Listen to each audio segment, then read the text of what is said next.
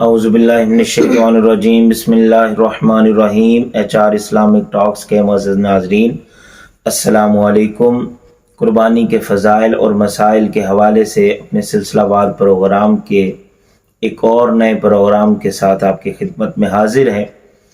حضور نبی کریم صلی اللہ علیہ وآلہ وسلم نے قربانی کی فضیلت کے حوالے سے بیان کیا۔ ایک دن اپنی لخت جگر سیدہ کائنات سیدہ فاطمہ الزہرا سلام اللہ علیہا کو مخاطب کرتے ہوئے فرمایا،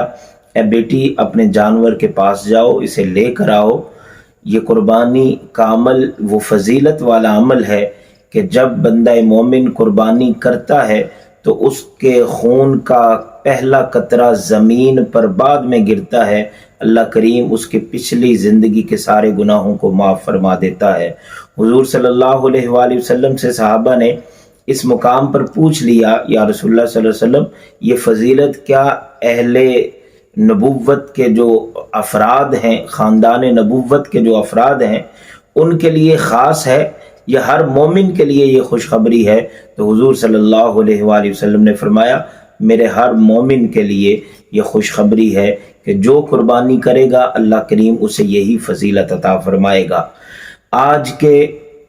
مسائل میں، قربانی کے مسائل میں پوچھا گیا کہ قربانی کا نصاب کیا ہوگا، تو اس حوالے سے یاد رکھیے، قربانی کا نصاب وہی ہے کہ جو زکوٰۃ کا نصاب ہے، یعنی 52.5 تولہ چاندی ہو یا 7.5 تولہ سونا ہو یا اس کے برابر کوئی مال آپ کے پاس پڑا ہے یا مال تجارت ہے یا ایسا کوئی گھر یا زمین ہے جو پراپرٹی آپ کی ایسی جو خرید و فروخت کی نیت سے لی ہو، تو یہ ساری چیزیں اس میں شامل کی جائیں گی۔ اس میں فرق کیا ہے زکوٰۃ اور قربانی کے نصاب میں؟ فرق یہ ہے کہ زکوٰۃ میں مال کے اوپر سال کا گزرنا ضروری ہے، لیکن قربانی میں سال کا گزرنا ضروری نہیں، بلکہ ایام قربانی یعنی یہ 3 دن ہیں 10، 11، 12 ذی الحج، اس دوران بھی اگر کسی کے پاس اتنے پیسے آ جاتے ہیں کہ 52.5 تولہ چاندی، اب آج کل 52.5 تولہ چاندی کتنے کی بنے گی؟ تقریباً 1,15,000 روپے۔ اتنی مالیت اگر آپ کے پاس موجود ہے، ضروریات زندگی سے زائد آپ کے پاس رقم موجود ہے، تو آپ قربانی کے نصاب کو پہنچتے ہیں اور آپ پر قربانی کرنا واجب ہے۔ قربانی کا حکم واجب کے زمرے میں آتا ہے، یہ سنت اور مستحب نہیں بلکہ واجب ہے۔ جو صاحب نصاب ہے اس کے لیے قربانی کرنا ضروری ہے۔ اب ایک صورت یہ ہے کہ 1 تولہ سونا پڑا ہے یا 2 تولے سونا پڑا ہے، 10-12 ہزار، 20 ہزار، 25 ہزار نقد پڑے ہیں، تھوڑی سی چاندی پڑی ہے، تو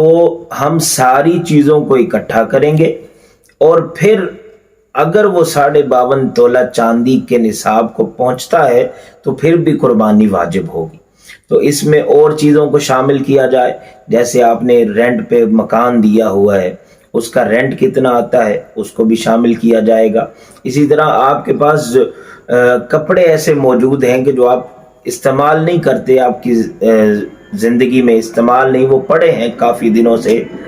تو اسی طرح گھر میں جو کپڑے موجود ہیں جو آپ کے استعمال میں نہیں ہیں، اسی طرح گھر میں جو برتن موجود ہیں جو آپ کے روزمرہ استعمال میں نہیں آتے، تو یہ ساری چیزیں، بلکہ فقہا نے یہ لکھا ہے کہ اگر آپ کے گھر میں 4 کمرے ہیں، 3 کمرے آپ استعمال کرتے ہیں، تو چوتھے کمرے کا جو اس کی مالیت ہے اس کو بھی شامل کیا جائے گا۔ تو قربانی کا نصاب یہ آپ کے سامنے بیان کر دیا گیا۔ آج کی موجودہ جو 52.5 تولہ چاندی ہے، اس کا ریٹ تقریباً 1,15,000 روپے بنتا ہے اگر اتنی مالیت آپ کے پاس موجود ہے۔ اچھا، ایک اور بھی پوچھا جاتا ہے کہ اگر آپ صاحب نصاب ان دنوں میں تو نہیں ہے، پہلے آپ کے پاس پیسہ موجود تھا ان دنوں میں نہیں ہے، اور پھر آپ کو امید ہے کہ یہ ایام قربانی کے بعد پیسہ آ جائے گا، تو پھر آپ قرض اٹھا کر بھی قربانی کریں گے۔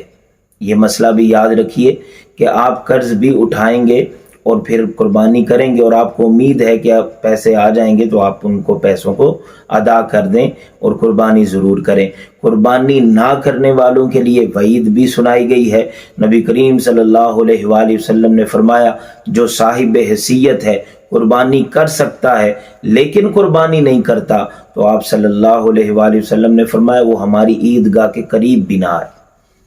تو اس لیے قربانی کرنا واجب ہے، اس کو چھوڑنا گناہ کبیرہ ہے۔ تو اس حوالے سے بعض اوقات ہم دیکھا جاتا ہے کہ آج کل سوشل میڈیا کا دور ہے تو بڑے بڑے عجیب و غریب اسکالرز موجود ہیں جو نئے نئے مسئلے بتاتے ہیں اور کہتے ہیں جی قربانی کی کیا ضرورت ہے، خون بہانا ہے، اس میں کیا،